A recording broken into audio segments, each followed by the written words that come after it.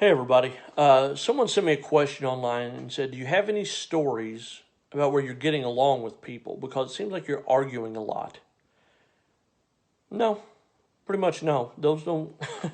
But this is a story about the closest I ever came to getting into a physical altercation with another comedian in the green room before the show. I'm working in this room. The other comedian walks in and sits down.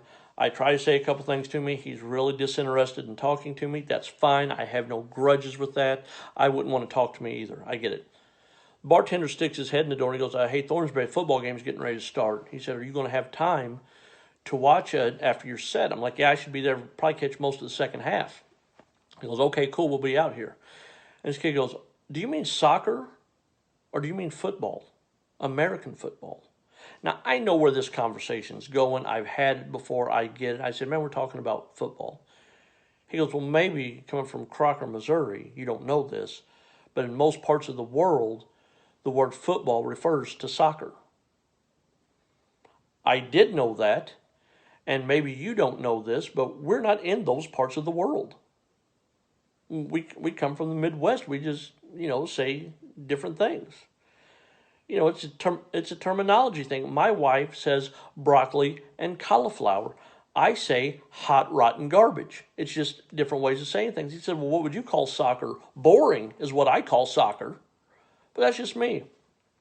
He goes, well, I come from the Midwest too. I get it. He said, Milwaukee, where I'm from, he said, that's the #1 tourist attraction in the United States. No, it's not. I don't even know where you're getting that, but it's wrong. You're either wrong or you're lying, one of the two. And he flops back and he pulls out a leather notebook and he starts to write something down and he pulls out a quill, like the big pen with the big white feather on it. The waitress walks in, the girl's taking care of us, and she said, what can I get you guys back here? And he goes, why don't you ask Thornsberry over there, because apparently he knows everything. I said, okay. I said, I just need like some chicken fingers and a Coke. And I look at him and his big quill and his writing pen. I said, and he needs an inkwell and a powdered wig. Now she starts laughing. He looks at me and he goes, do you think that's funny? I said, I don't think it's unfunny. I said, it's not the best thing I've ever said. I said, but it's okay. He goes, I didn't appreciate it at all. I was like, hey man, I didn't mean to ruffle your feather.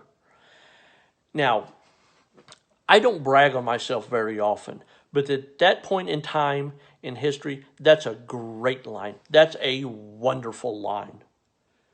And I would have respected him so much if he was like, okay, I hate you, but that's funny. We're going to move on. But no, he wouldn't even, which makes him worse in my opinion. But anyway, he goes, man, we're just from two different worlds. You're from Wisconsin. What do you mean? You're from 2.5 tanks of gas away. Don't act like you grew up in the Himalayas and I come from the Congo and we didn't even know each other existed 6 hours ago. He goes, well, I just think you're jealous because of the success Milwaukee's had. He said, Gene Wilder's from Milwaukee. Really? So was Jeffrey Dahmer. And I bet you're not putting him on front of your tourism guide.